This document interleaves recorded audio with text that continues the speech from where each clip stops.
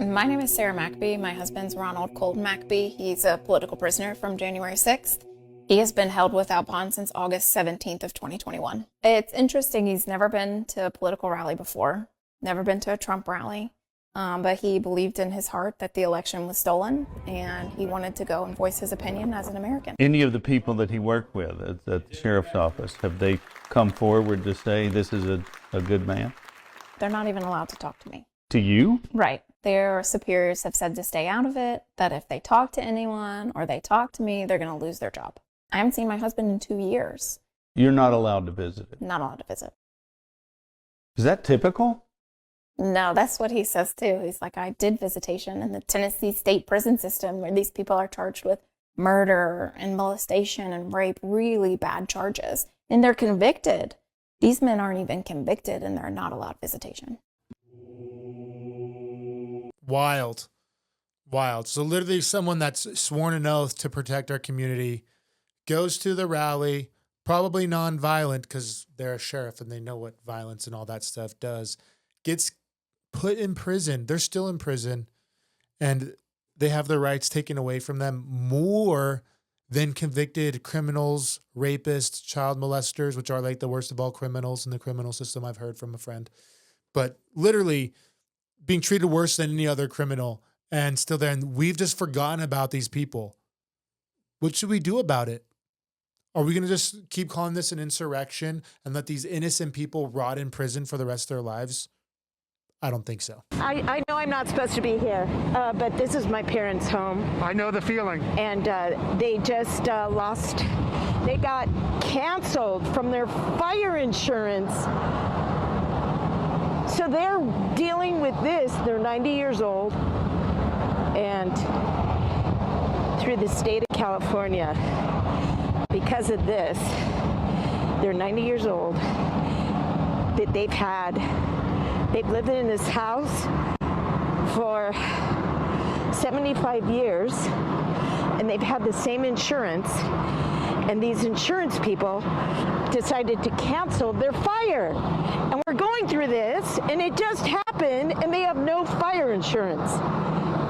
So thank you, California insurance companies, supporting residents who pay taxes and love California. And they wonder why people leave California. First and foremost, you did get your parents out safely. I live in Sierra Madre. My parents are in Sierra Madre, but... And now you know that it is under evacuation as well, north of Sierra Madre Boulevard. Yeah, I snuck here. You know, there's a will, there's a way. Probably shouldn't do it, but you know what? Under the circumstances, send me to jail. That's fine. It is unbelievable what's happening here to the neighbors. Your parents' house is still standing. You had a hose. You're doing what you can. I mean, I have a hose. So I think there's some key things she said there that I don't know if you heard or paid attention to. Why are these insurance companies pulling coverage? I'm not an expert. I'm not a scientist. I actually haven't even researched this. I'm just watching the video. But my guess would be is because all of the preventative measures that the state, county, cities could make are being pulled. And so it's very likely that fires would happen. And it's very probable that the houses would burn down. And it's no longer profitable to offer insurance on said homes. I don't know. Just my thoughts. I graduated North Hollywood High with a 1.7 GPA. I could not find a job. I walked to a fire station in North Hollywood. I was 19. I was living in the garage of my family home. My mom was on welfare and food stamps. And I said, can I get a job as a fireman? And they said, no, because you're not black, Hispanic, or a woman. We'll see in about 7 years. And I went to a construction site and dug ditches and picked up garbage for the next 7 years. I got a letter in the mail sent to my father's house saying, your time has come to do the written exam for the LA Fire Department. I took it, and I was standing in line, and I had a young woman of color standing behind me in line, and I said, just out of curiosity, when did you sign up to become a fireman? Because I did it, or a person, 7 years ago, and she said, Wednesday. That is an example of my white privilege.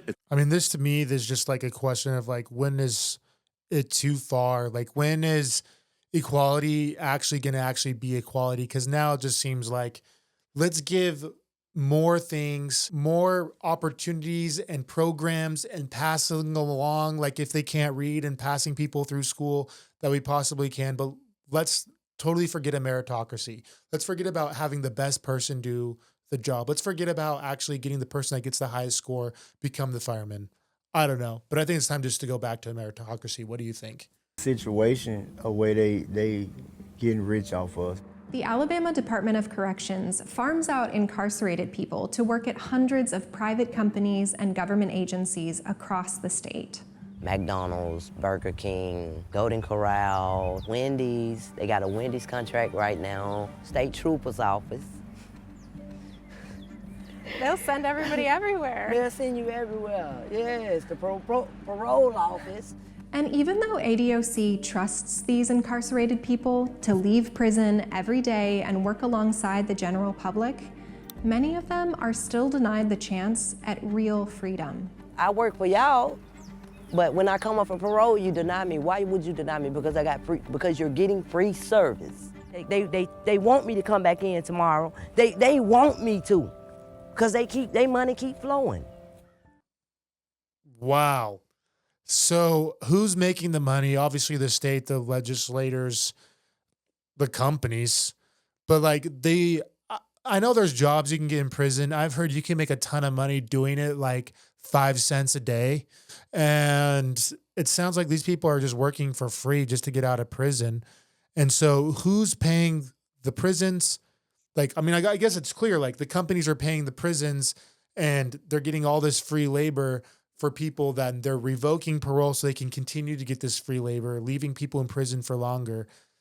The prison industrial complex is a powerful machine. Yeah, I'd call that modern day slavery. The government spent $14.5 billion to support the entertainment industry during COVID, but some of the biggest names in music sent that money mostly to their own pockets. So Chris Brown, he got $10 million. That's the maximum allowable grant. Out of that $10 million, he paid himself $5.1 million. And then he spent another $80,000 on a 33rd birthday party for himself. All of it paid for by taxpayers. Marshmello. Christopher Comstock is his legal name. Like, Christopher Comstock paid himself $9.9 million. Steve Aoki, who's a famous DJ, but fun fact, his dad founded Benihana, took $1.9 million just for himself. Members of Shinedown were taking home hundreds of thousands of dollars apiece. A single member of the band Shinedown got more than all of their touring employees. Alice in Chains got, I think, somewhere north of $6 million, and more than $3 million of that went into these band members' pockets. We found one guy who had worked with Alice in Chains for a long time. Scotty Doc is what people called him. During the pandemic, he was diagnosed with cancer, and AIC Entertainment's budget shows that it didn't spend a dime on health insurance. It's not really clear how much help Alice in Chains gave to him. They're not listed as contributors to his GoFundMe, and somebody familiar with the situation told us that they referred him to a charity to help with his medical bills. But 2 weeks after posting the GoFundMe, he had died. The sad reality is that for a lot of middle-class people in the music industry, they didn't have options. And even though all this money was flooding into these companies, it wasn't necessarily trickling down. To read the full story, find it on businessinsider.com. Wild. So I'm not even mad at the musicians. Good on them on taking advantage of a situation that was put in place there. How come we're letting our elected representatives, I don't even want to call them officials, elected representatives, allocate millions of dollars to worthless causes? This is just a small example. I'm sure, well, I know there's hundreds of examples like this where your tax dollars are going to wild things that literally make 0 sense. And you know who's profiting off of it? People like this, other celebrities, and then people you don't even know about. People that don't agree with anything that you would agree with, that anyone would agree with, are making millions of dollars off of taxpayers' backs. And we're just okay with it. A growing number of children are actually getting kidney stones, and experts warn it's only getting worse. Ultra-processed foods cited as a major culprit. Other experts trace the increase to genetics, poor diet, and insufficient water intake. We welcome now Dr. Dave Montgomery, board-certified cardiologist and News Nation medical contributor. Doctor, first off, children getting kidney stones, this is alarming. Is this a trend you've noted as well? Yeah, no, I mean, to your point, good morning to you, Kelly, and Happy New Year. To your point, this was a condition that was considered an adult's disease. But the research is showing that over the last 3 decades that there has been a big dramatic increase in kidney stones. And to your point in the lead, it's ultra-processed and processed foods, because when we hear the word processed, what are we thinking? Extra sodium, extra sugar, things like phosphates and sodas and processed cheese. That's what's driving, at least some of the researchers think, these kidney stones in kids. So I'm big on actionable items. You know, what can we do to avoid this? How much, doctor, is diet a factor in these cases versus family history or possibly not drinking enough water? And then we'll get into the specifics here. Yeah, no, I mean, I think it's a combination of things. I think that big dramatic increase that we've seen over the last few decades is driven mainly by our diets. There is some genetic form of it. So some families just make more kidney stones. That's a different story.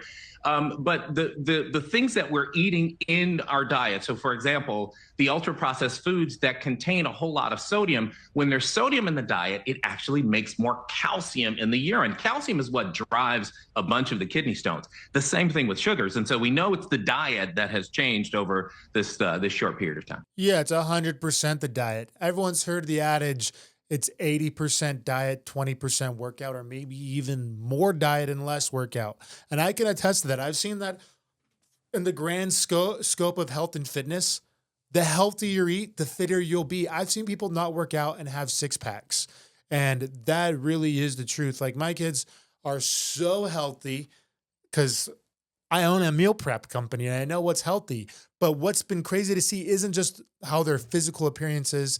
Yeah, my daughters are like in the 99th percentile for size and they have muscles and they're 3 years old. But the difference is the way they talk, they can communicate with you, they're active.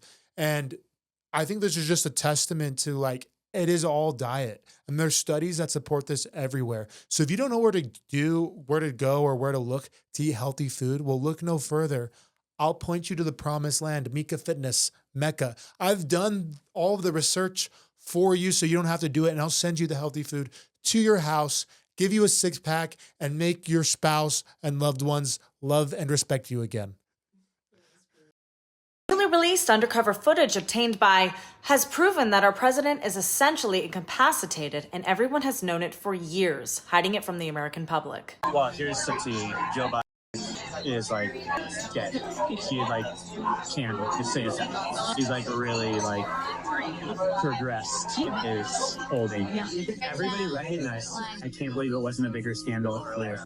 We'll be dead in a year. My boss was on an international trip, the phone ringing in the office, and I was like, "Well, Mr. President," he was like, "He's safe there." I was like, "No, he's traveling with you."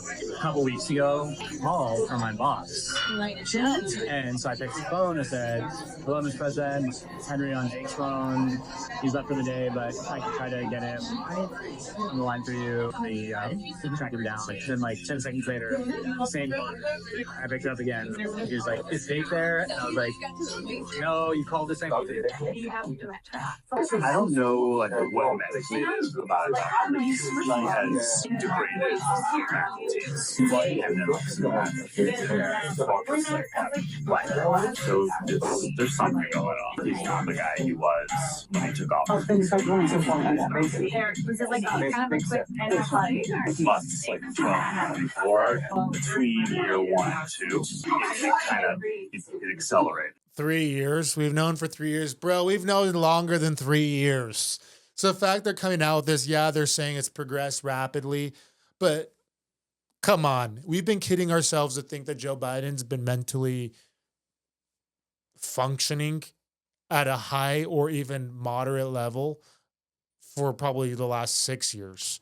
Anyone that thinks differently, I mean, clearly he's being brainwashed, but now here's this facts, people that deal with him on a regular basis that are like, bro, this guy's gone. So this is how brainwashed a lot of our country